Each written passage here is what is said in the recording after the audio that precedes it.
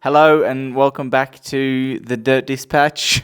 Today we are recapping the Lake Placid World Cup, which Chris has had a rather successful time at. Chris, take it away. I don't remember much of the race, to be honest. In a good way. I feel like I was very just stuck in it, locked in. The world felt very small for a while, So you guys have to tell me what happened out there. But yeah, it was a good day on my bicycle. That's all I have to say. Do you always feel like that, locked in a small world? Or was this particular weekend something a little different? Yeah, it's a good question. It's a hard one to answer because yes and no. There's definitely an intentional work and also just a natural work to kind of flow state, that I've learned my whole life how to race my bike and be focused on that moment as it is, But it's, yeah, of course, not that easy. But today, particularly, and, some of the other good moments of this year, the kind of inner experience of it, not just the win, but like how I felt in each moment was really cool. Yeah, I think watching you, like that energy actually was radiating. And I will say though, this is the first World Cup I've seen. This is the first time I've seen you race in a World Cup. So Piper, does he always appear so Yeah, I'm talking about something energetic. Obviously, there's the performance, but I don't know. Did anything feel different to you watching him this weekend? It's also hard to separate the hype. There was a lot of hype around this weekend and your race in particular. So I don't know, just curious. Well, I think that Chris always looks so locked in when he's racing.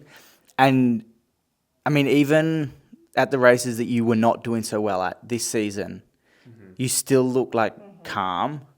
But I think maybe I just always think that you've totally got this under control and you're going to win. But every time I see you on the front and I'm like, Chris has got this in the bag. He knows what he's doing. Maybe that's just a testament to your race experience and how confident I am in your racecraft. But yeah, you mentioned that Zen mode that you go into and all you're focusing on is the bike and racing. What you were saying that the short track you were feeling really comfortable. You controlled basically the entire race and then cleaned up in the sprint. Today you also were in that lead group for most of it. You didn't lead so much, but you were there. Was this also were you just chilling today, or how hard was that? Well, I think the key of the game, through and through, as far as the feeling and energetically, is how to be as calm as you possibly can be when you're suffering as much as you possibly can. That's just what endurance sports are. And particularly, I think cross country mountain biking, because there is such the skill element, and you can waste so much energy on the descents, or you have to fight so hard to relax, again and again. And before answering that, I do want to say and just kind of reflect, this happens in a way because I've worked so hard my whole life, as a bike racer, particularly in the last 6 years to kind of, 6 years but blend mindfulness in a direct way with the bike, in a natural way where like a martial art, not to, have people with the connotation of thinking that it's a whole process to it, but it is, you come back to the hands on the handlebars, the feeling as it is. In Western world, our view of sports, we sort of think of it as the outcome based, not the process and the reflection. And I said in my interview today, how much this is, I'm sort of feeling more comfortable talking about this now, for the last 6 years, this is the most central thing of my process, through and through. Obviously I train just the same as everyone else, but the mindfulness, the practices, the approach. Met this teacher 6 years ago, Patrick Sweeney is his name, and he's got this retreat center that I now live at in San Luis Obispo. And I don't know. I want to start sharing that more and sort of contextualizing it more for people to understand, like, this has not only helped me race better, but the racing has helped me like be a better person. And then it's also just helped with the whole process of being a pro athlete.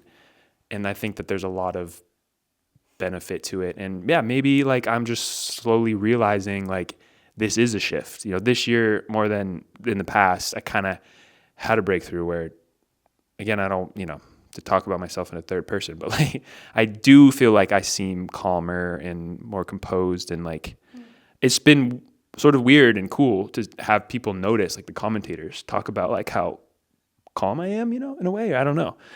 It doesn't feel like I'm you're just riding your bike, but the fact that that inner experience maybe shows a little bit is proof that this isn't something I'm doing specially. This is this is like the mental work, the emotional work, the spiritual work that I think a lot of athletes in all sports, but can turn to and sometimes neglect that. But to go back to your point, Piper, of the, what was your point again? Just kidding. Short track. All right, I'll just say I did lose confidence. It's so easy to think that you're only as good as your last race. My last race before this was Lenzerheide XC, and I broke a chain, and I was 27th or something. And then before that, in the short track, I was horrible. And there's a pressure there, and a short-term memory loss that people do have, which part of that is good. Like if you lose that and you start thinking, oh, I won in the early season, like I can just slack off a little bit. Like it's good to think that, think of your last race if it was bad and try to get back. But I did lose some confidence. So short track, I think when I hit the front and slowly started feeling better, like it came back naturally. And then it just felt different too. Like I want to ask you what you think racing in the US, how it's different. But like maybe there's a component of all the Europeans coming from Europe to the US, and this subtly like impacts them in a way that subtly impacts me when I go to Europe. I don't want to say it was easier, but it felt easier in a way to like control the front like I did. Lenzerheide short track, Leger short track felt horrible. I was suffering so much and pushing so much. And I was sick like before, and both of those. And then XC today, I just controlled from the front and did what I talked about earlier, like controlling the inner effort to not go over and then wait for the end. Well, I mean, I wanted to say that you wonder whether there's something that impacts the Europeans when they come to North America, or when they have to travel, and vice versa. But you also did win both races in Novo Mesto and the short track in Leogang.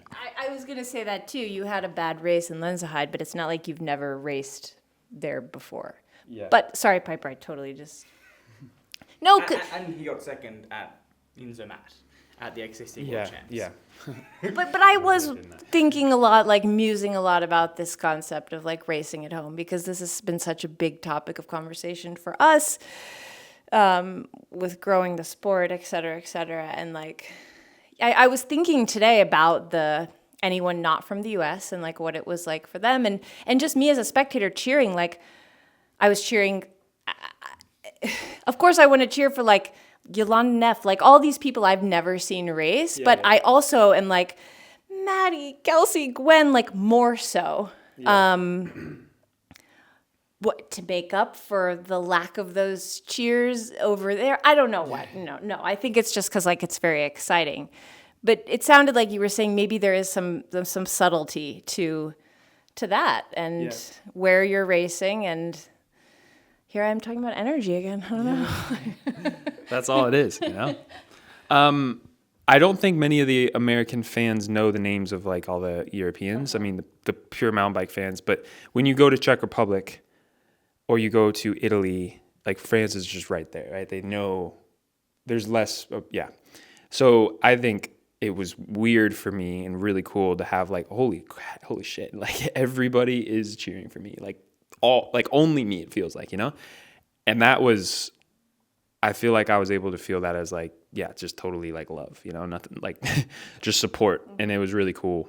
But the fans, what do you think of the fans here versus Europe? Because it's different, right?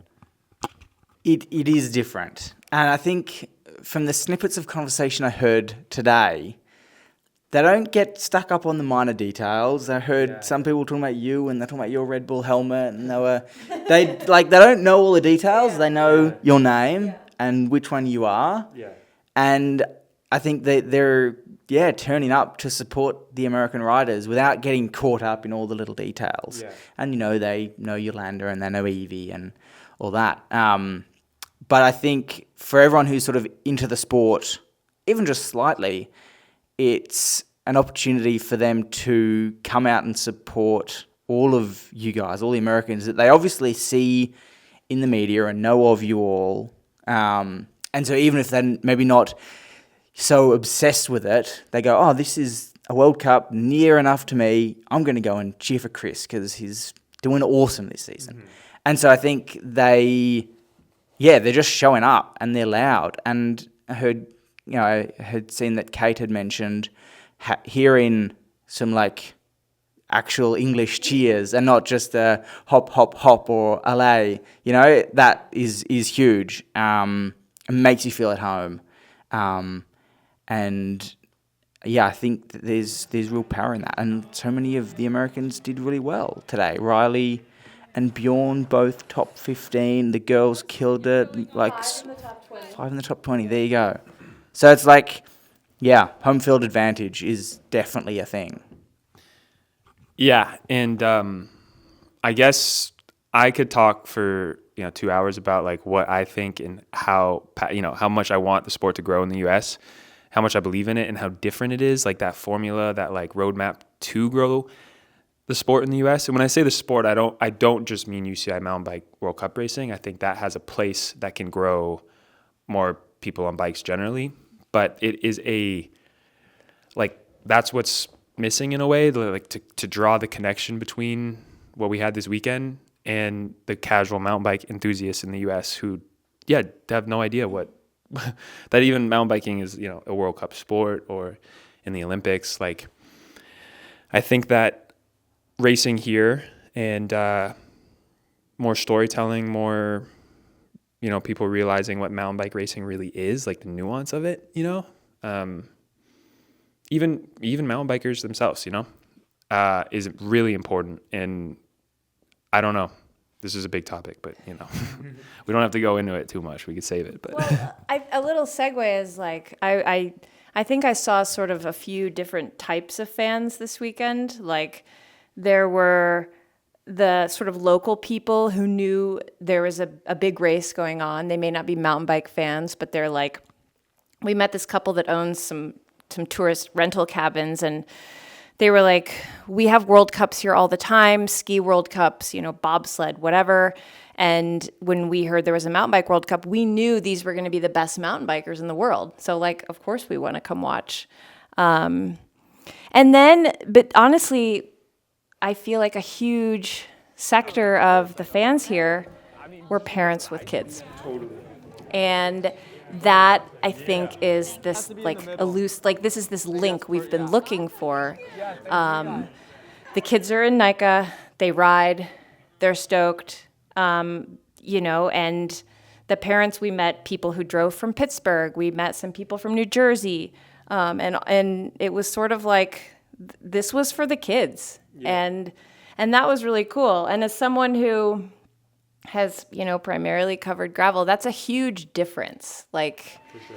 There is not some big gravel development program where people are dragging their kids to gravel races. But this, that was a big takeaway for me, was like, oh, cool. Like, look at all these families out here. Yeah. Piper, did you notice that? Did you, Yeah, a lot of kids, and also a lot of, collegiate racers that have come up through NICA. They're not racing World Cups, but they're here supporting their friends that are racing. Yeah.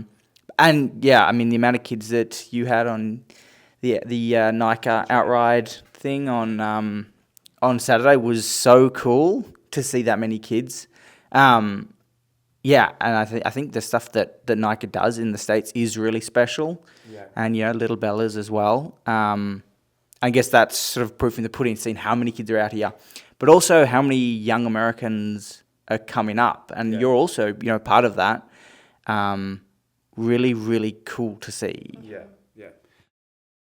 It's definitely, like I said, the roadmap of growing the sport in all directions. It's more like a constellation, and like all these pieces are important. And it's sort of like, let's just be like kind of an open call to like mobilize in a way. Like, we need better race formats, and we need better like continental races in the U.S. And I think all of the groups, there's so many siloed organizations. Like you have USA Cycling is so important and big, and you know, in their important lane, right? But you need the NICAs and the Outrides and all of these youth programs that can link together on this path up to World Cup racing and beyond. And like, I don't know, I do want to see more of a collective moment there. And I think the kids are so important. The family aspect of it, the participation aspect of it, like making it fun and engaging, because there's not people who care that much about the sport, but maybe they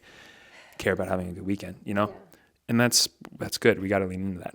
It's just the grown-ups in charge. They like can't agree on what happens next, you know? And that's so American in a sense. Like, we've been talking a bunch this weekend about like how good, like what good bike handlers the American riders are.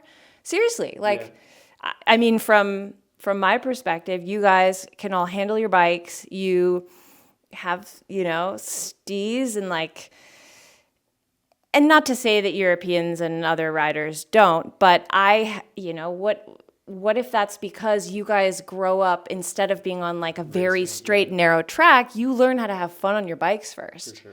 And that's cool. Like, I think that is cool. I think that is uniquely American. But then does it sort of have like because you haven't been on the straight and narrow, that's like, takes you away from racing yet? Yeah, maybe. Or you come at it like at a different angle or something. Yeah. Not to say that isn't the right way to do it. I mean, I think like, have you guys heard in Nordic skiing, I think the Scandinavians, who are the best, they have some, like, I don't think those kids are allowed to race until they're teenagers. Like, they have to just be on their skis and be in the cold. And I mean, that kind of reminds me of like how a lot of you guys ride bikes early on. Yeah. Yeah. Except for BMXers, I was like as serious as I am now at age 6. I swear to God, winning the national age group #1, age 6, was just as big of a deal as winning the World Cup overall at 27. At 6? Pretty much. I mean, it felt like it. Oh yeah. They had a 6-year-old category. Yep. Oh my God. As the most competitive one, basically.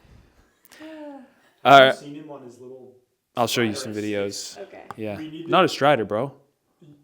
I was full on pedal. I was full on. Hang on. Good segue. I was full on pedal manualing at age 6. Pedal manualing. Excuse me. I just want to say, so I had to give them a caption for that post, right? And I chose the word pedal manualing versus wheelie because this is just minor detail that was really important to me. Okay, I agree that wheeling is probably more like a wheelie, but pedal manualing is definitely a thing, and is when you stand up and you're pedaling manualing through a jump on a BMX bike. Ask any BMXer. It's not a new thing. It's been around forever. But anyways, done with that now. Moving on. Going through the results of the weekend. So, in first place. Yes. That guy. Second place, Adrian Boischi. I don't really know. He hasn't been around much, but no. Adrian really wants to beat me, and I love it. And he's the baby brother of the team. He's got so much heart and enthusiasm, and is going to be really good for a long time. He's still a U23. He may be the most talented person in the field. I'm not going to lie. And second, I love being around him. Second on Friday as well. Yeah. Short track. That's like 1, 2, 3, 4 podiums in the World Cup so far this year. Third place, Matisse Azaro, who's incredibly consistent. He's been on so many podiums and is also knocking on the door for a win. He just pipped Martin on the line, Vidare Kosman. Martin is now in a decent slot with second place in the overall. And I'm going to hopefully be riding for him to protect that next weekend. But you are untouchable. Yeah, it's over for.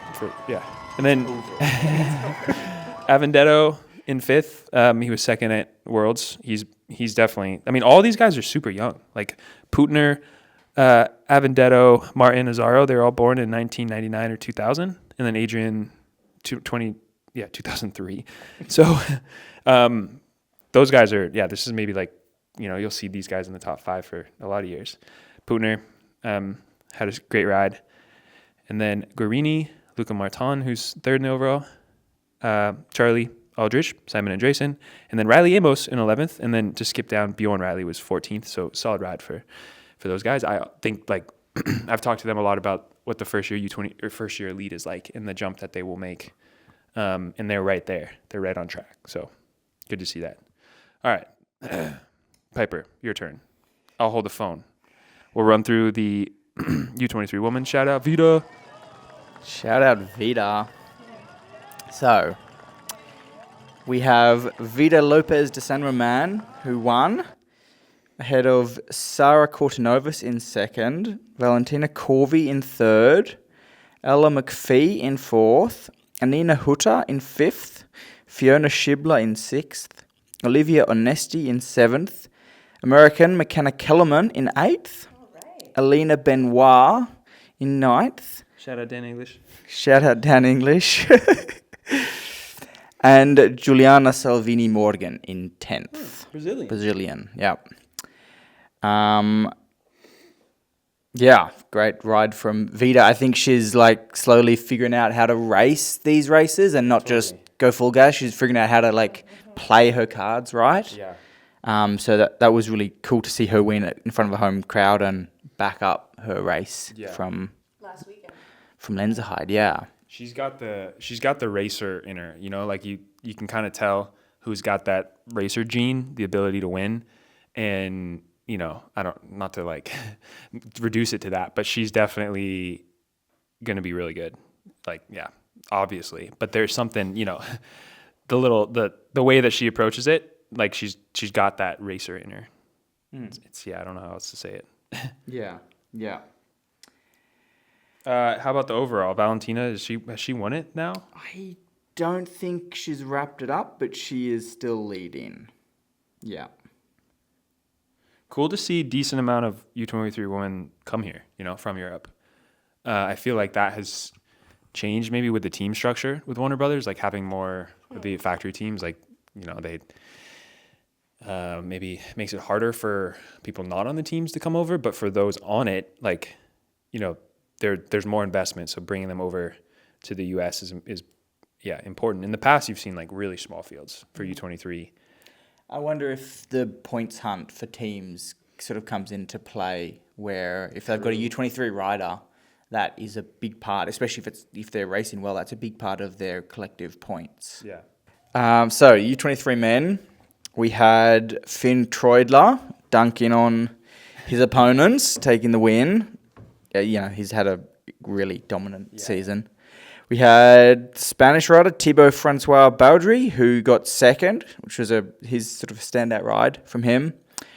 Rens Turnison van Manen in third. Canadian Owen Clark in fourth. Gustav Hebe Pedersen in fifth. Benjamin Kruger in sixth. Leo Lunella, the Swede, in seventh. Nikolai Hoogs in eighth. Julius Scherer in ninth, and Maxime Lom in 10th. I think I'm at a point now, I'm like old enough, I don't really know the U23s anymore as well, I've cleared that age demographic now. But obviously Finn has been just completely dominant. It'll be cool to see how he translates to Lely Field. Owen Clark, almost on the podium, North American. And then it feels like Finn has just been leaps ahead of everyone. But then it's been like a lot of shakeups. Renz and Gustav have been pretty consistent, right? But yeah. Yeah. They're sort of the ones that have been consistent. I mean, Finn's winning a lot. Gustav has been on the podium a fair bit. And Renz as well. But the others are all kind of, all had really great rides and haven't sort of been in the top 10 so frequently. Which is cool. And I think, last year there were a lot of fast U23s that did move up. And there's like all these young kids who are now like finding out where they sort of fit into the field. Finn Troidler will move up to elite, to elite next year, and so there's a lot of names there that are still U23, and a lot to battle for, which is really cool to see. Yeah. It feels like a year that's had a lot of fresh faces coming in. Okay, I'll try and read through them without giving like a commentary, but Jenny won by so much. Yenny. I did? Oh, Jenny? We Jenny call her Rizveds, Jenny? yeah. Okay. Jenny Rizveds in first, Evie Richards in second, Sammy Maxwell in third, Sevilla Blunk in fourth, Alessandra Keller was fifth, Candice Lill was sixth, Rondja Blocklinger, thank you. And that was the live. Yeah. Got it, okay. Sina Frey in eighth, Sina Fry in eighth. Shout out Little Gorilla. Little Gorilla. Martina Berta in ninth and Genia Kaluri in 10th. But a couple shout outs. Kelsey Urban was 12th, which was super cool. Gwen was 15th. Maddie was 17th and Kate was 18th. So 5 American women in the top 20. They always are racing they're always right next to you. You know, they finish within like 5 places of each other. Totally. It's And pretty cool. Maddie and Gwen were kind of together the whole race. But yeah, Yenny, I mean, Jenny. Jenny or Yenny? Jenny? Jenny. I mean, there was one lap when she and Evie and Sevilla were kind of together, but then she very quickly distanced everyone, and by distanced 2 minutes. 2.5. I think she won by 2:16. Incredible. And she won the short track as well. She kind of looked like you this weekend, honestly, like very chill. She always does, yeah. Yeah, we saw her riding home from the short track on Friday night, just like on the highway, kind of like vest open in the breeze. She just looked so badass. Yeah, Evie had a great weekend too, I think. Evie looked like she really wanted it, which is kind of how Evie looks. Yeah. But it was good to see her second both days, fighting really hard. And Sammy will stay in the lead. She pretty much Has it wrapped up. Okay. Yeah, I think 100. She put it on her story, her frustrations with everyone saying she'd wrapped it up. I think there's 180 odd points. Just one race. Yeah, so Jenny could get it if Sammy had a really shocking day or crashed out or something, but it would need to go horribly wrong for her to lose that. So I have a dumb question though. Do the number plates? Why is Jenny 69? Yeah. Jenny. If she's close to. No, so Jenny's wearing the number 1 plate. She's not, because Sammy's wearing the number 1 plate because she's overall. But if you've won an Elite World Cup cross country, you get to pick your number for the rest of your career. Wait, oh my God. Mine is 8. We were talking about Yeah, this. so Jenny's that is wasn't a joke. 69. That fucking Jenny girl. and Simon. Dude. Yeah. I was What can you say? Wow. Jenny from the block. Jenny. I don't have much. I mean, I was going to mention Sevilla. Sevilla had, I don't know, I personally really thought or hoped and wanted Sevilla to have a good weekend. She had a good weekend last weekend in Lenzerheide, and she fought really hard today, and she was up there all day. And I just feel like fourth is, I mean, you can tell me what getting fourth feels like, but I didn't get to talk to her after the race, but she was riding so strong today. I think there's a lot of riders, really a lot of riders, who have been 5th, top 5 for dozens of races, right? So many. And it's just the way the sport shakes out sometimes. They can win just as easy as other people, but they have to wait a while. And Sevilla will win for sure. But there's a lot of riders like that. And I know that she doesn't care as much about a 3rd place as she used to. She's really wanting that win, and I think she's racing that way, going for it now. So that's what she needs to do, and then she will win for sure. I'm really looking forward to the day that she wins. She's got this back half of the season. She's really riding into good form, and I think in Lenzerheide that was a really good opportunity for her. And that crash, I think, really would have been frustrating.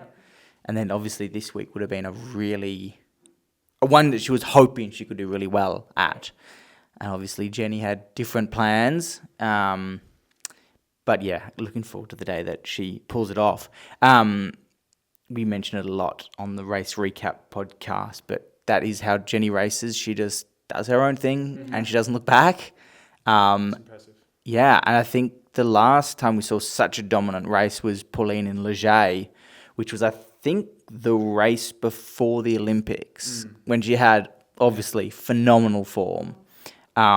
So, yeah, I mean, Jenny's also, like, that much stronger currently than the others. In the men's race, it was quite a tactical race, and it stayed really close together. And in the women's, that was a different story. Yeah. Also wanted to mention Ginia Kalori's race, top 10, second Swiss rider. She is a first year in elite and wasn't good enough to make it on the Swiss team for world champs. So she's not in the top 7 in Switzerland's eyes, but really cool to see her get a top 10. Stoked for her. The Dirt Dispatch.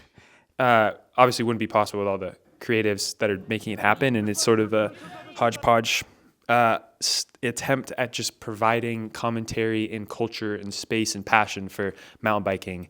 And I think that is really, our sport needs a lot more of this. It needs media that's like on the ground, like, you know, just fun and engaging and different. And, you know, there's been a great group of people. The Albrecht brothers have been the voice along with Zoe Cuthbert for many podcasts. And Zoe has been kind of the creative mind behind their dispatch. But then we've got our North American crew.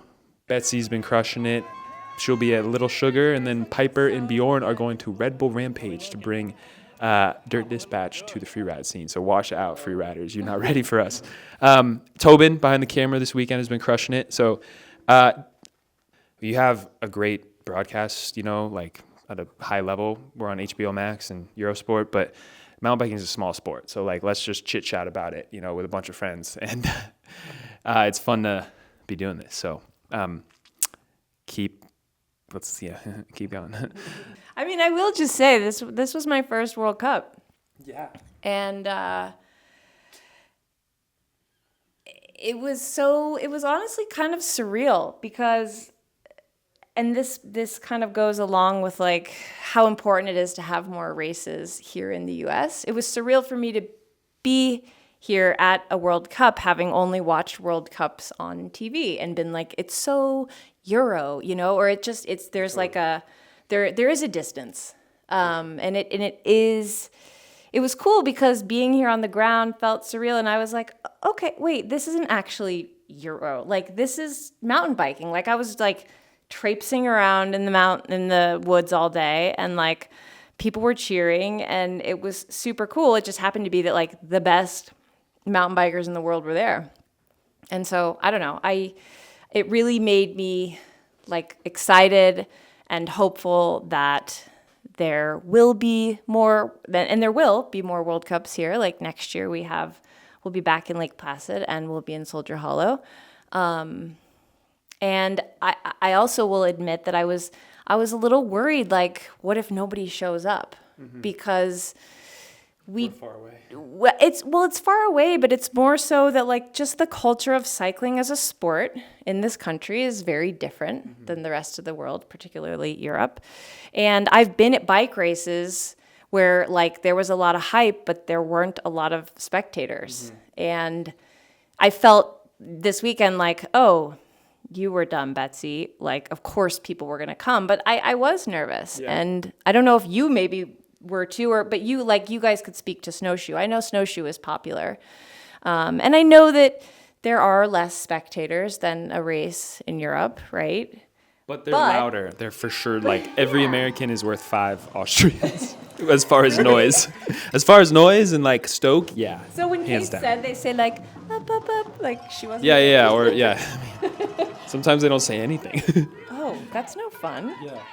I think here the cheering for the Americans was like in Switzerland the cheering for the Swiss. Like it was so much louder. Good to know. Yeah. Yeah. And 10,000 ticket sales for the XC. Yeah. Pretty good. Yeah. I think that's not bad at all. Yeah. Yeah. And it's only going to grow, I think. This was their first year with downhill as well. I think Soldier Hollow next year will be crazy. Hands down, it won't be as big as Lenzerheide, obviously. It'll be probably half of Lenzerheide, but there will be 5 times the amount of kids in Utah as there are at Lenzerheide. Do you know this fun fact? In Utah, which is NICA's biggest stronghold, mountain biking is the 5th most popular sport amongst high school kids. That's amazing. That's huge. That's crazy. That's so cool. Yeah. So looking forward to that. Yeah, Chris, your season started so strong. You came out with a bang. You'd won 2 World Cups before Brazil. You'd won in Brazil the year before, and you'd won in snowshoe Yep. a few years ago. And then you've come in, all guns blazing, won 5 World Cups in a row. Is that yeah. right? Yeah. Yeah. Had a little bit of a chill in the middle, and now you've come back Yeah. with a fire. Incredible. You're on track to, well, you have wrapped up XCC and XCO overalls, which hasn't been done before. So cool. You're the first American male to win the XC overall, which is since 1991. Yeah. first American male to win the overall since 1991, which I guess is when mountain biking was popping off in the States. Yeah, sick to be able to wrap that up in the States. To yeah, you know, put the seal on that here. What's that mean to you? I mean, you haven't won the overall. I don't know if you've been close to winning the overall. I don't know if that was ever really on your radar until this year. Yeah. Quickly, you've only got a few minutes. Run us through what that means to you. I'm just being told the ice cream place closes at 9. So,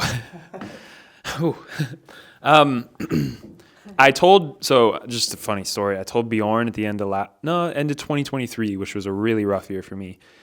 I did Cape Epic, which was a huge effort. We won it and it was a highlight, but then like I was just so bad for the rest of the World Cup season. Like I was 50th, and yeah, when you have nowhere to hide during a World Cup season where you're just struggling, and there's a lot of people, like I have so much, that happens to every one of the riders, at some point in their careers. So got a lot of like empathy for anyone that is like in the trenches, And this year, I was not in the trenches. I was for that little blip mid-season.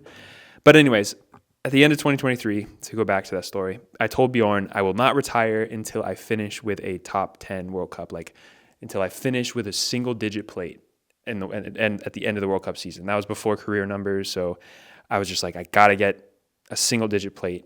And that's, That was just 2 years ago? yeah, and I had won in snowshoe, it was a first-year elite, and then I think I won a short track in 2023. 2022, and then one in 2024. But I've always struggled with consistency.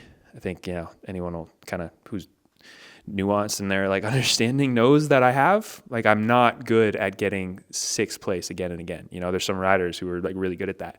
So I've like either won or been like 20th, which I think is kind of my riding style. Like I have a kick at the end, that allows me to kind of channel that, like go into that next year. But this year I did find some consistency, and it has been, the overall has meant, I will be honest, means a lot to me, like as much as anything I've done in the sport.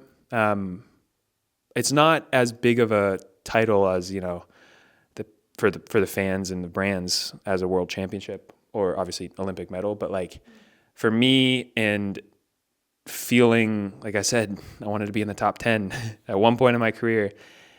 And I just never really maybe thought that I could do it like this.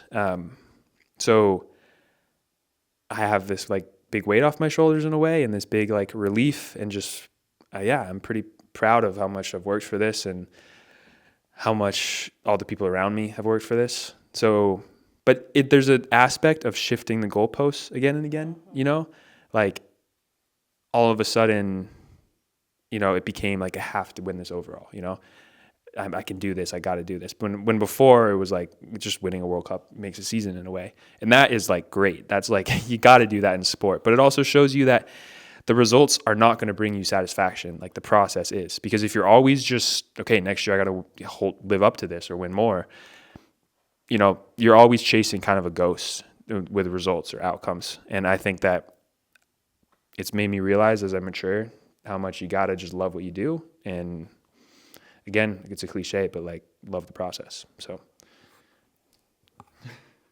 It's time for ice cream. it's time for ice cream. And seeing my 13 family members that are here. So that was just amazing to have so many. Yeah. But thank you guys for doing this. And yeah. Thank you for putting so much effort into Stilspoke and creating Dirt Dispatch, whilst you're also winning the overalls in both disciplines. This year, we have done so much with Stilspoke and Dirt Dispatch, and you've also won a shitload of races. So well done to you for like your incredible year. Honestly. Thank you. Yeah, I mean, honestly, Betsy, this guy is calling us from the massage table, like asking us how we're doing, you know, like, do we have everything we need? So we love him on the bike. We really love him off the bike. Makes you special. Thank you. But yeah, this was so fun. Great weekend. We got more coming, right, crew? So like, follow, subscribe, hit those buttons, do your thing, give us a rating. Let's do this. 2026 Dirt Dispatch, Stilspoke, taking over the world. Hell yeah. We out. We out. Shit, that was a bad clap.